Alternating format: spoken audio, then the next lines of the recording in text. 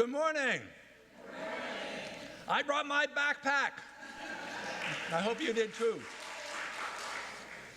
Welcome to Thayer Parker Universalist Church. My name is Tom Keitel, and I've been a member here for some 12, 13 years at this point, I think. As we enter into worship, we bring with us all our sorrows and joys of our week.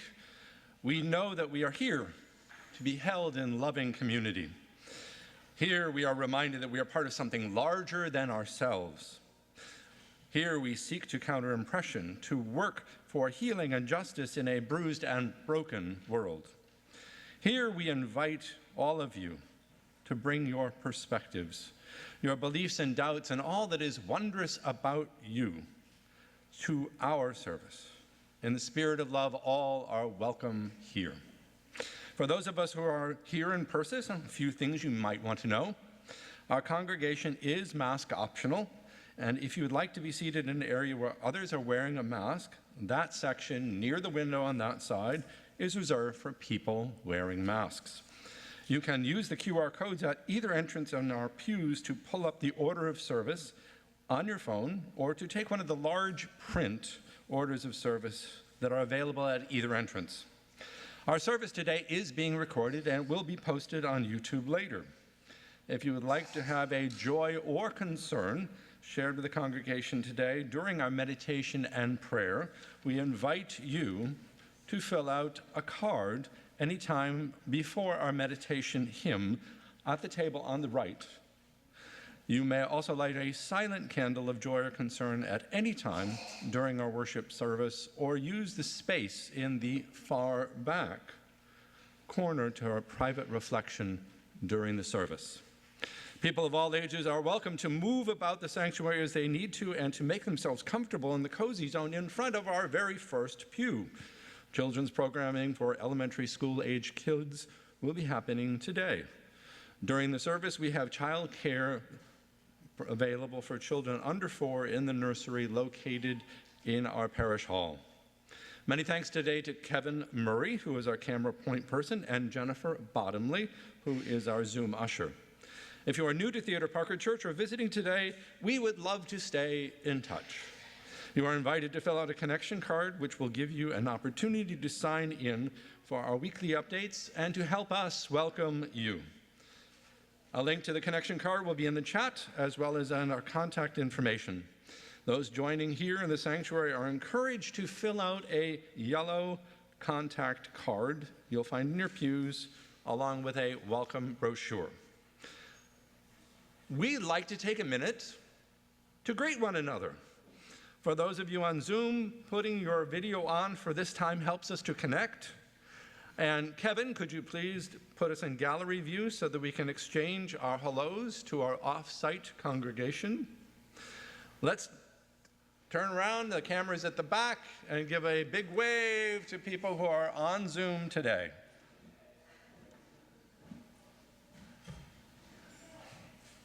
As we continue to greet one another, you may post a hello in the chat, and if you are physically here in the sanctuary, we invite you to greet one another and say good morning. And please ask for consent before offering a handshake or a hug. Please greet one another.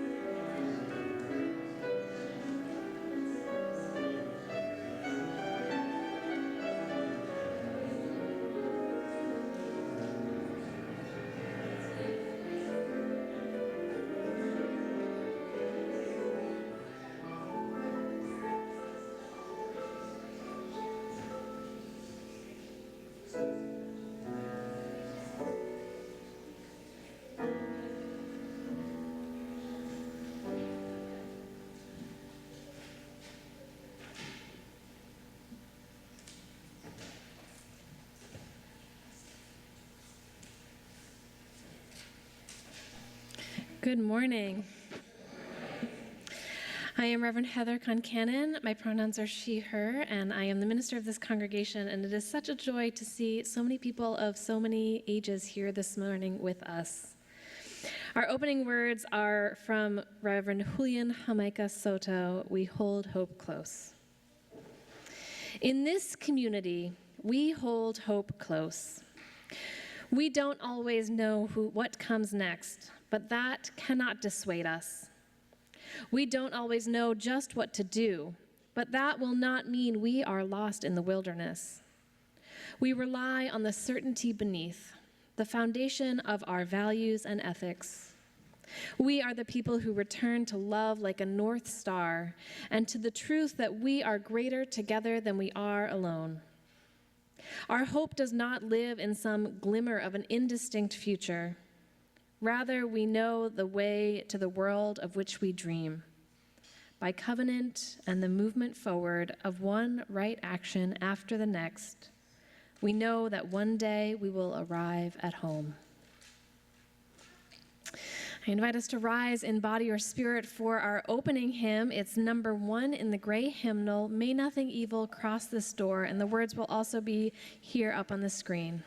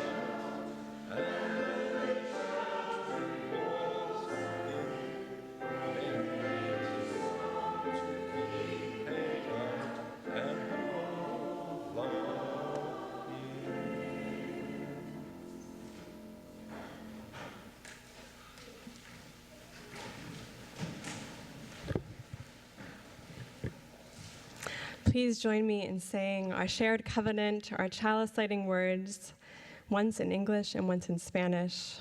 We say the Spanish each week in honor of our sibling community in Plazuelas, El Salvador. The words will be up on your screen. Please join me. Oh, and I think Eleanor is going to come up to light our chalice. Very ready. Okay. Love is the spirit of this church, and service is its prayer. This is our great covenant, to dwell together in peace, to seek the truth and love, and to help one another.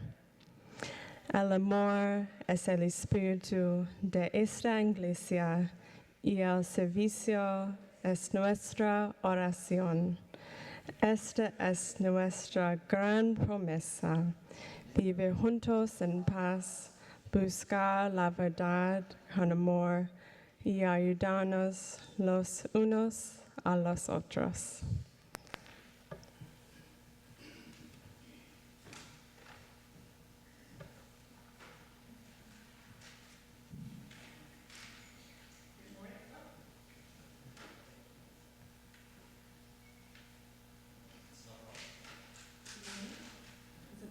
Can you hear me? Yeah. Oh, close. Yeah, thank you. I appreciate that. Sorry, we're doing a little bit of mic rearranging from a little set of this. Good morning. Good morning. So wonderful to see you all. My name is Rose. I use she, her pronouns, and I serve as the religious educator at this congregation. It's really such a joy to be with you all. In a little bit, we're going to have our very first children's chapel of the year. So we'll sing our children out, and someone to join me and Pat. We're going to go over to the prayer hall and reconnect with each other and start off this new church year. But first, we have a very special ritual to share. Heather will be sharing it together. This will be our second annual backpack blessing ritual. Anyone remember doing this last year? A bunch of people. Great. So you may remember this from last year, and as our new church and school year begins, we want to offer it again. All of us carry bags throughout the week for many reasons. If you have a bag with you that you want to be blessed, or if you're thinking of a bag that you forgot to bring, but you have that blessing later for that bag, I'd love for you to come up front. We're going to call out a few different types of bags you might have with you, physically or in spirit. I'd love for you to come up front once you hear your bag is flagged.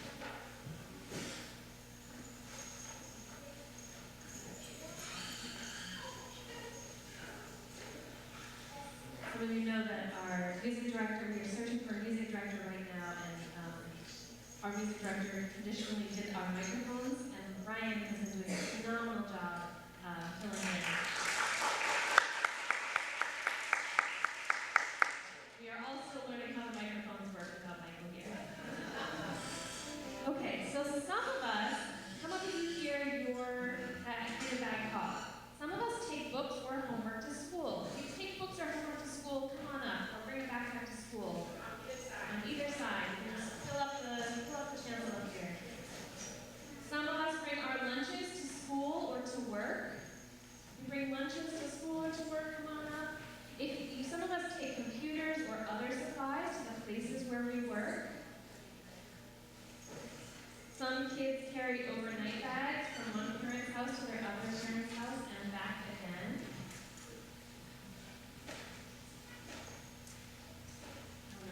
Very ready. Some people bring books or yarn or knitting needles, places where they might need to wait patiently. Some of us bring diapers or snacks to daycare, to the park. And some people even have special bags for their dogs or other animals to carry, or to be carried in. And if you have a bag that you'd like to get blessed, if you haven't heard it called, come on up. So I'm curious, whose bags are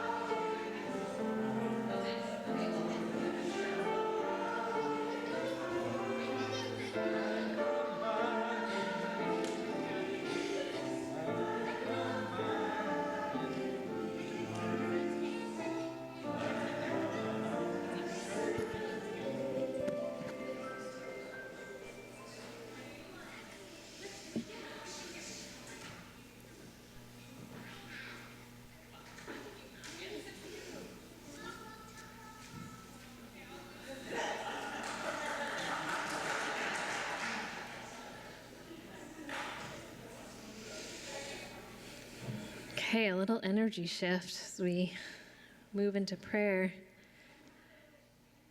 So, as we deepen into our space of meditation and prayer, I invite us to take a few breaths and let the stillness just come over you. If you're here this morning in person, I invite you, and you'd like to fill out a joy or a concern, I invite you to do so right here to my left. During the centering hymn, you can write down a joy or concern, and if you're on Zoom and you wish to share a joy or concern, I invite you to type that into the chat now. Our centering hymn this morning is There Is a Love. The words will be on your screen. And are we having song leading? Amazing. Thank you, Brian. Brian will lead us.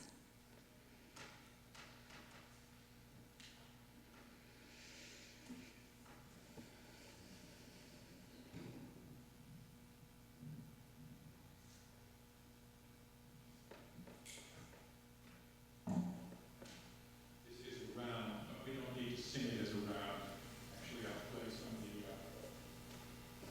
round part on the guitar.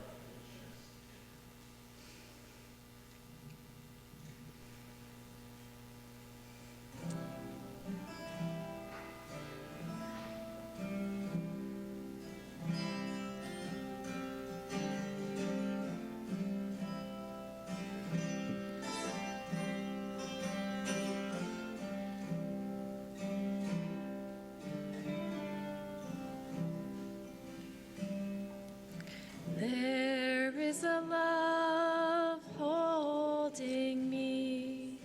There is a love holding all that I love. There is a love holding all. We rest in this love. There is a love holding us. There is a love holding all that we love. There is a love holding all. We rest in this love. There's holding me. There is a love holding all that we love.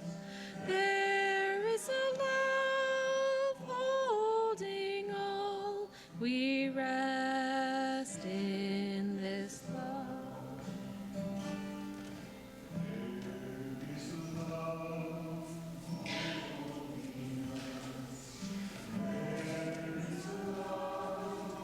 All that we love.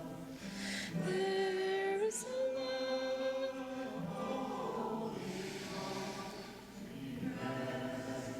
in this love.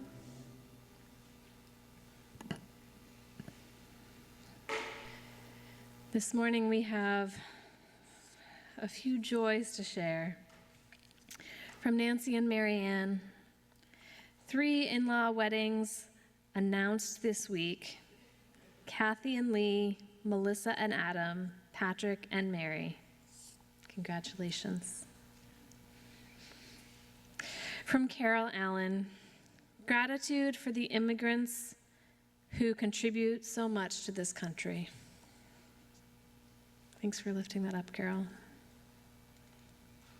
And from Allison McNabb, joy for the visit of a dear friend.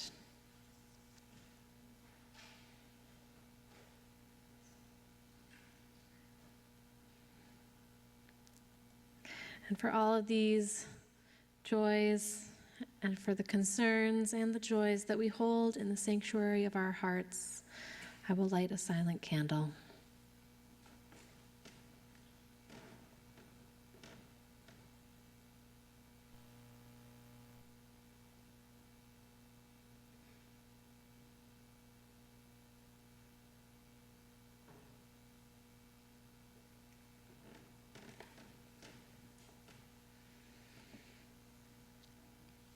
We join together in a space of prayer and meditation with these words from Reverend Melissa Carville-Zemer.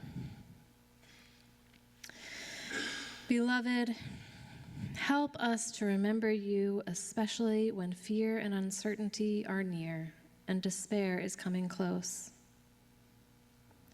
Beloved, help us to recognize you in everyday acts of kindness and every splash of beauty. Beloved, help us to reconnect to you, to ourselves, to one another, again and again, every time the bonds break. Beloved, help us to reflect your love through our actions and with the mirrors we hold up to the world. Together we rest into several moments of shared silence, followed by a musical meditation.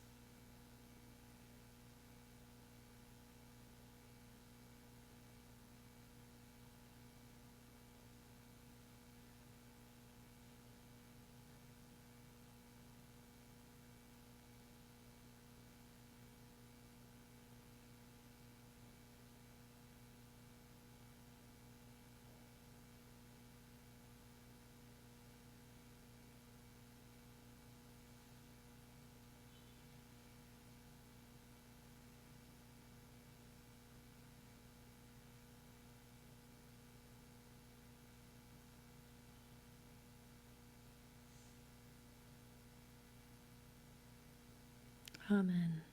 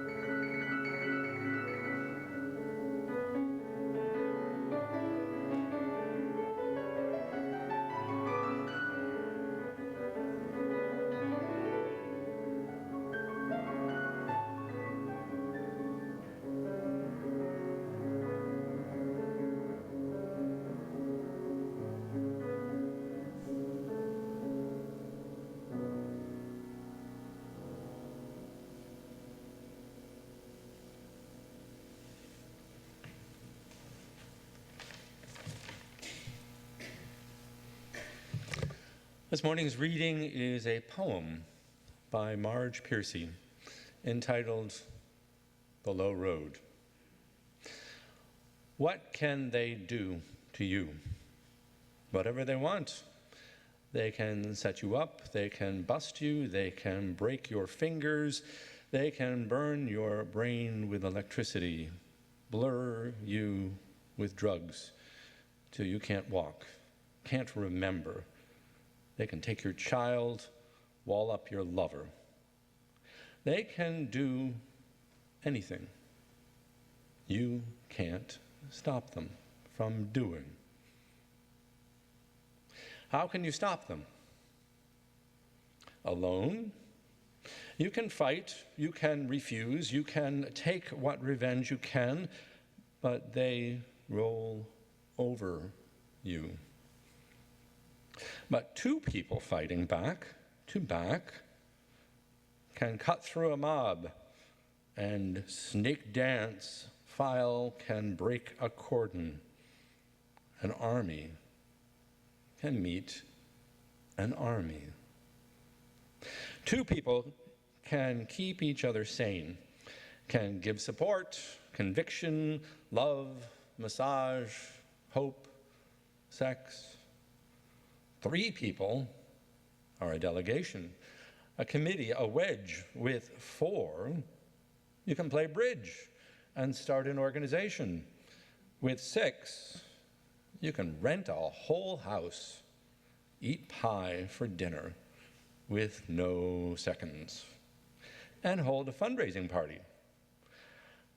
12 makes a demonstration. 100 fill a hall. 1,000 have solidarity and your own newsletter. 10,000 power and your own paper. 100,000 your own media. 10 million your own country. It goes on one at a time. It starts when you care to act. It starts when you do it again and they say no. It starts when you say we and know who you mean. And each day you mean one more. Solidarity, like generosity, is a spiritual practice in Unitarian Universalist congregations. We remind ourselves how many gifts we have to offer. We remember that we are part of something larger than ourselves. We give because we believe in music and in sacred space. We give with gratitude for all that we have been given, and with faith that together we have more than enough. Links to donate will be in the chat, or you can take a meditative moment writing out a check and send it to the church after the service.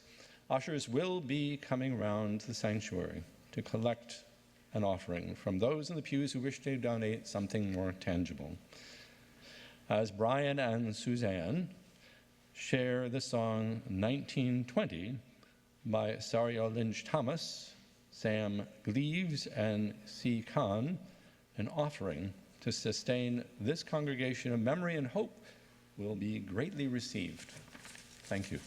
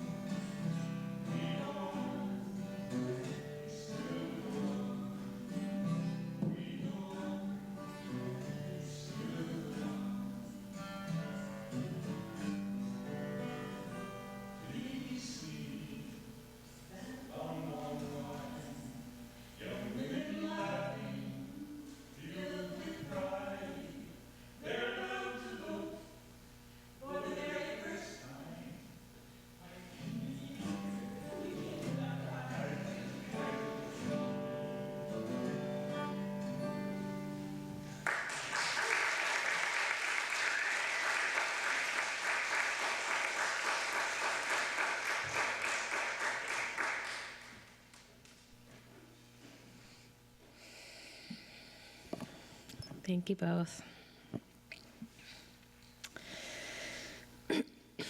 So in 1941, artist Hans Deutsch, a refugee living in Lisbon, was commissioned by Unitarian minister Reverend Charles Joy to come up with a logo for the newly established Unitarian Service Committee. The Unitarian Service Committee, which still exists today under the name UUSC, had just been founded a year earlier in order to assist Eastern Europeans fleeing Nazi persecution. The Unitarian Service Committee at that time was engaged in helping refugees cross borders and get to safety. And many of the refugees had fled their homelands without the identification papers that they needed. And so Reverend Joy, the director of the Unitarian Service Committee, had an idea. The Unitarian Service Committee would issue travel documents themselves. The problem was, with a young organization and documents of questionable legitimacy, they needed the documents to look as official as possible. And so Reverend Joy commissioned Hans Deutsch, an artist who had himself fled Nazi persecution after drawing cartoons of Adolf Hitler, to create a logo for the letterhead of the Unitarian Service Committee to help create more official-looking, believable documents to help Jewish refugees escape persecution. The result? A cup reminiscent of the kind of chalice that Greeks and Romans put on their altar, holding a flame, holy oil, as Reverend Joy described it, symbolic of helpfulness and sacrifice. The flaming chalice. The flaming chalice in the years since has become the symbol of Unitarian Universalism, and most UU churches begin their worship service, as we do every week, by lighting a 3D rendering of this symbol. But in this moment in our world, I am reminded of its origins. The origin story of the symbol of our faith is literally one of resisting fascism. The week before last, our music and worship team here at TPC had a retreat. If you are on the music and worship team, will you raise your hand? Friends, it's not just your staff who make worship happen here every week. It is so many dedicated volunteers, and we have some incredible people helping to make worship happen this year. And at our retreat, we worked to articulate the values that we are bringing into our worship planning this year. And one of the values that our music and worship team is endeavoring to bring into our worship services, and I will admit that I personally lobbied hard for this one. One of the values that we settled on is courage. Because when I look at the fall ahead of us, and when I look at the year ahead of us, and my own anxiety and fear around the election and the state of national politics these days, I feel like I need all the courage I can muster to meet the moment we're in. Courage to talk about what's really happening, even when it's scary. Courage to call it like I see it, like we see it. Courage to resist in the ways that we are called to resist. Do you feel like you need some courage these days?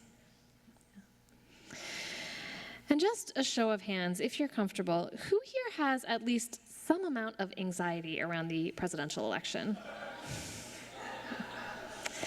Now, friends, I'm not usually in the business of asking people to publicly announce their anxieties, but sometimes I think it's really helpful to know that we are not alone.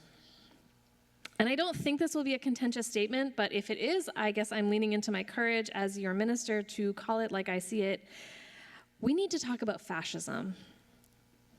We need to talk about how fascism and Christian nationalism and white supremacy are shaping our national politics right now, and we need to name them clearly for what they are. And we need to talk about how we as Unitarian Universalists are called to respond.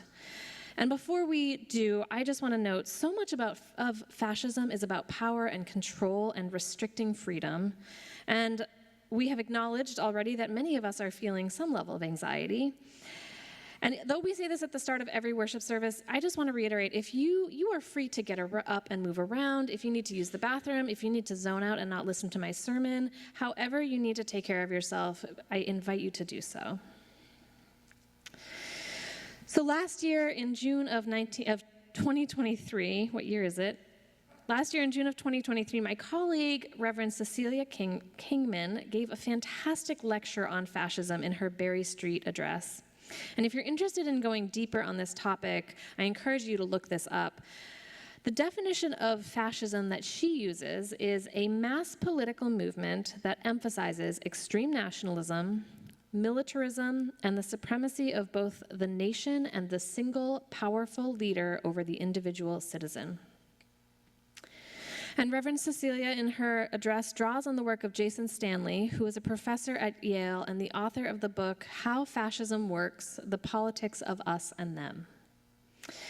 Stanley describes fascism as both an ideology and also as a political method, and he names 10 tactics of fascism that I would like to share with us today because I think naming them explicitly helps us to see the places we are called to resist. So let's take a deep breath together. Are you ready? I mean, you can say no, but I'm going to read them anyway. The tactics and characteristics of fascism that Stanley writes about are, number one, a mythic past. The idea that there was once a great nation, and typically in that mythic past, a dominant racial group ruled over others. And this may call to mind a particular slogan of a particular presidential candidate. Tactic number two, propaganda. Using propaganda to distinguish between friends and enemies, to paint the other as a threat. For instance, claiming that immigrants eat pets. And if you don't know the white supremacist origins of this story, I encourage you to dig into this a little bit. Tactic number three, anti-intellectualism, which we see in denying things like scientific realities, in banning books, in outlawing the teaching of critical race theory. Tactic number four, the creation of what Stanley calls an unreality. Things like unchecked lies, calling them alternative facts. Jason Stanley says, if you are going to rip the heart out of democracy, you get people used to lies. Number five, hierarchy. Upholding and codifying supremacy systems like white supremacy, patriarchy, etc. Reverend Cecilia says in her address, hierarchy is absolutely central to fascism. It is the big lie at the center of things. Tactic number six, victimhood.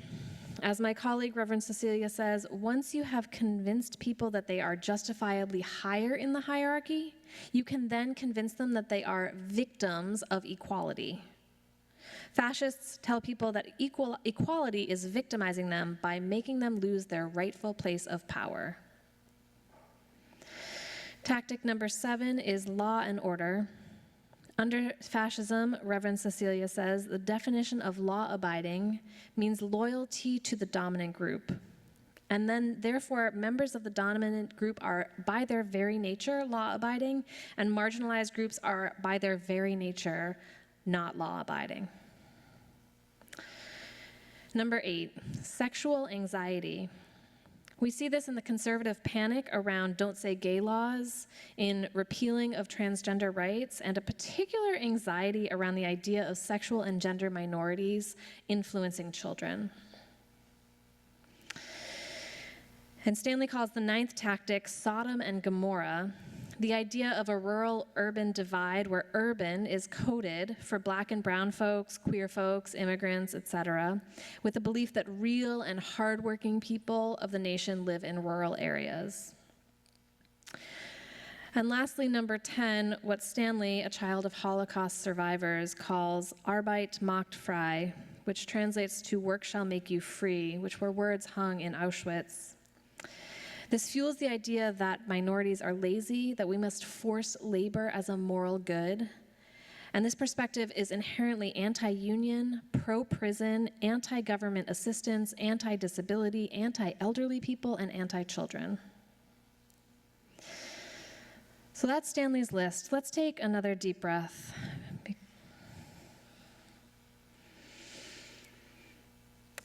Friends, I sometimes feel quite insulated here in Massachusetts. But when I read this list of tactics, I see what is happening politically through a different lens, through a new lens. I feel like I have a deeper analysis, and the better that we are able to name it, I think the better we are able to fight it. This summer, I, like many of us, was quite horrified by the publication of Project 2025. And I will just say personally, this was like just as I was coming out of the postpartum haze, I like turned on the news and was like, what is happening? And Project 2025 was put together by a conservative think tank called the Heritage Foundation. It's a 900-page outline of a blueprint for implementing far-right policies at a federal level. And according to the ACLU, it proposes to gut abortion access, implement mass deportations, abuse warrantless surveillance, use undue force on federal law enforcement on journalists, protesters, limit voting access, censor academic discussions, roll back transgender rights, and so much more. And friends, it is horrifying. And it is quite openly authoritarian, and they aren't even trying to hide their agenda anymore. But it is so ludicrous that some people have a hard time believing that it's actually real. Rose was telling me about a focus group that some group did, that people thought this was a fake document because it's just so absurd. Rose also said in the conversation that she and I were having about this earlier in the week that she said, it's so hard to understate how extreme it's getting. So friends, where does that leave us? How do we meet this moment when anxiety is up, when our rights are legitimately under threat, and there is a high-stakes election less than 2 months away? I think I've told this story before of leading a group of 8th graders in our Coming of Age program at my previous church, and it bears repeating in this moment. I led Coming of Age, which is our 8th grade program, 7 different times between 2014 and 2023. And it was more or less the same curriculum each year, and one of the exercises that I would do with the group was an agree-disagree spectrum, where I would make a statement, and participants would move to this place along the spectrum according to whether they agreed or disagreed with what I had said. And one of the statements that I would read is, Unitarian Universalists can believe whatever they want. And when I began my ministry in Sherborne in 2014, the 8th graders were almost always unanimous agree. Unitarian Universalists, we have complete freedom of belief. But a year or two after the 2016 election, I noticed something very interesting. The entire consensus of the group had flipped. They almost always all went to the disagree side. No, their argument boiled down to now, Unitarian Universalists do not believe in the devaluation and systemic oppression of trans people, of LGBTQ people of color, of immigrants, of women. And though as Unitarian Universalists, we might believe in the inherent worthiness of all people, that does not mean that we believe in the inherent worthiness of all ideas or all beliefs, because some ideas and beliefs are incredibly, incredibly dangerous. And I believe that the tactics and ideology of fascism, this may be obvious, but I believe that these are in direct opposition to the values of our faith. In June at our General Assembly, our denomination's business meeting, we adopted a new articulation of our shared values, which include, among others, the values of pluralism, of justice, and of equity. Each of these values being in direct opposition to fascism's tactics of hierarchy, of law and order, of sexual anxiety. And we as a faith are rooted in a long legacy of using reason and science as an essential tool for meaning-making.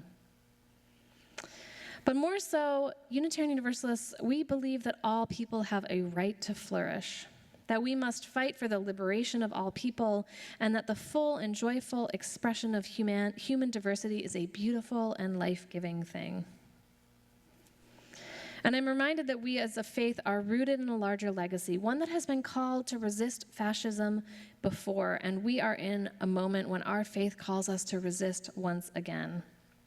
We are called to resist fascism when it shows up in our national politics, in debates and elections and Supreme Court decisions, not only in this election cycle, right, because it's larger than this.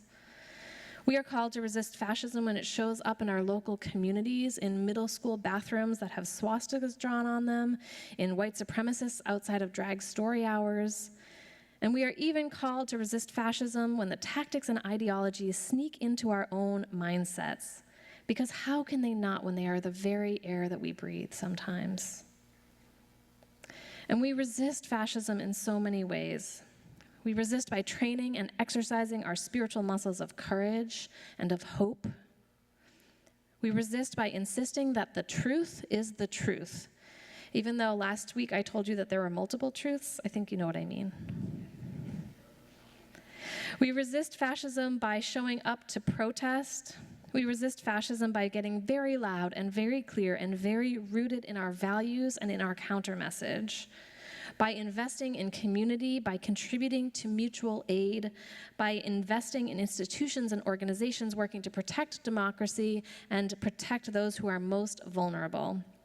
We resist by fiercely insisting on the dignity of people who are targeted, and we resist by following their leadership, the leadership of queer, trans, Black, brown, indigenous, and disabled people, our siblings, because of course, as my colleague, Reverend Cecilia Kingman says, our collective survival depends on it. This transfer of leadership is not some kind of fairness project, she says.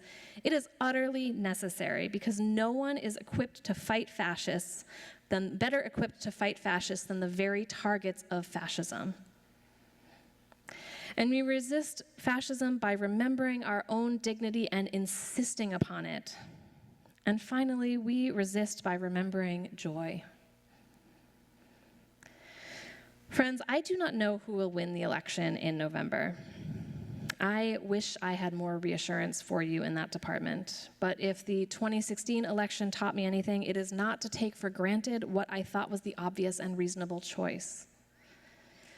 But I do not know what, though I do not know what will happen, I do know that we will still be called to resist fascism on November 6th. I know that these toxic and dangerous ideologies will rear their ugly head in new ways and dangerous ways again and again in this long-haul struggle for liberation. And I also know that whatever happens, we will still be here. We as a community will be here rooted in love and justice and joy, and we will be here taking care of each other and blessing children going back to school and bringing meals to people who need them and fighting for the liberation of all people. And to me, that is the greatest reassurance of all. And I also know that there is still time between now and November 5th to each ask ourselves, what am I called to do? A few months ago, my colleague, Reverend Concannon Olaoya, posted 2 questions on Facebook that really stuck with me. She wrote, what action are you taking before November 5th? What action are you taking after November 5th? Because right now is a time when we are called to act, to commit, to resist, to fight, and we will still be called to resist and to act and to commit and to fight those same ideologies on November 6th. So friends, as we turn to meet this moment, may we do so with courage, knowing that we will need it on the journey. May we offer one another courage and companionship, because when we have no answers, when anxiety is high, it helps to know that we are not alone and we are fighting side by side. It is a blessing to fight side by side with you. May it be so, and amen. I'm going to lead our final hymn from up here because the mic is better. The words will be on your screen. It's by Leah Morris, and it's called A Dedication. It goes like this. I'm going to sing it once through, and then I'll have you sing it. As for me and my house, you will find us serving truth. As for me and my house, you will find us serving truth. Let's try that. As for me and my house, you will find us serving truth. As for me and my house, you will find us serving truth. As for me and my house, you will find us serving truth. Truth for all right now. Let's try that second half. You will find us serving truth. Truth for all right now. Let's try that whole thing together. As for me and my house, I invite us to rise. You will find us serving truth. As for me and my house, you will find us serving truth. As for me and my house, you will find us serving truth. Truth for all right now. Peace, and feel free to add harmony. As for me and my house, you will find us serving peace. As for me and my house, you will find us serving peace. As for me and my house, you will find us serving peace. Peace for all right now. Love. As for me and my house, you will find us serving love. As for me and my house, you will find us serving love. As for me and my house, you will find us serving love. Love for all right now. Hope. As for me and my house, you will find us serving hope. As for me and my house, you will find us serving hope. As for me and my house, you will find us serving hope. Hope for all right now. And lastly, joy. As for me and my house, you will find us serving joy. As for me and my house, you will find us serving joy. As for me and my house, you will find us serving joy. Joy for all right now. Joy. Joy for all right now. Thank you. Please be seated. Friends, we've come to the time in our service where we have some invitations and announcements before we close. If you are here with us in person, I invite you to join us for coffee hour in our parish hall next door. And if you're on Zoom, I invite you to join us for our breakout rooms to connect with one another. In a couple of weeks, over Indigenous Peoples Weekend, our congregation will have a church retreat at Ferry Beach, which is a retreat center in, is it Maine or New Hampshire? Maine, southern Maine, like very, very southern Maine. And it's on a beautiful beach, and my family and I will be going. I know many people went last year and had a wonderful time. If you are interested in signing up, please see Brandy Hopkins or Jen Buckwald, I don't know if she's here, with questions, or you can also check the newsletter and see how to email them. But the registration deadline, I believe, is September 25th, so go ahead and register as soon as you can. This morning when you came in, if you're here in person, you might have seen a new name tag system.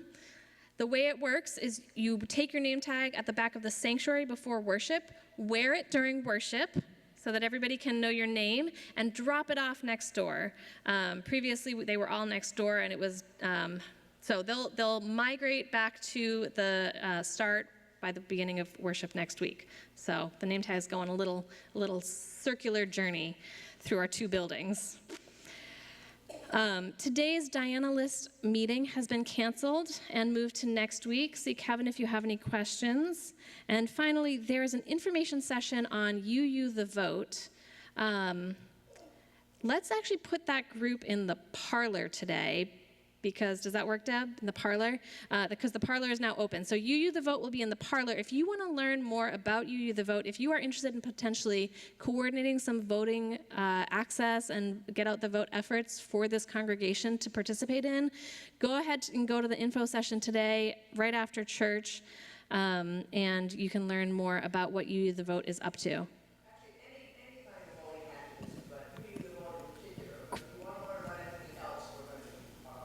Great. Voting activism. Go ahead and go to the info session today. And that is it for our announcements. Our closing words are from Nikita Gill. Everything is on fire, but everyone I love is doing beautiful things and trying to make life worth living. And I don't know if I have to believe in everything, but I believe in that. May it be so, and amen. Yukiko will close us out.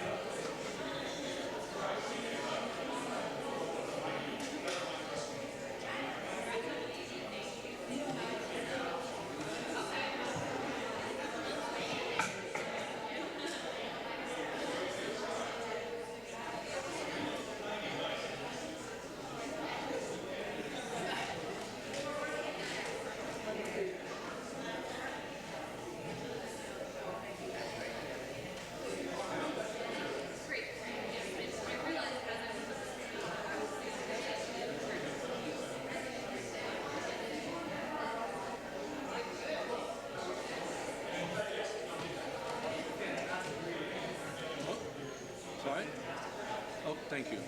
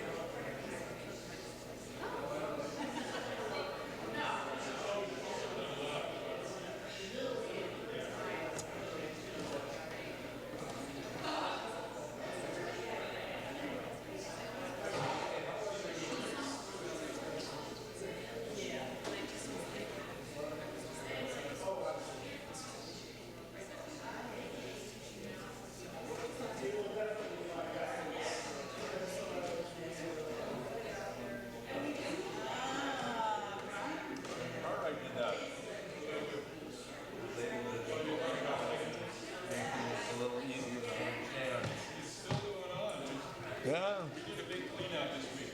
What? I'm sorry, say that again? So the big clean-out.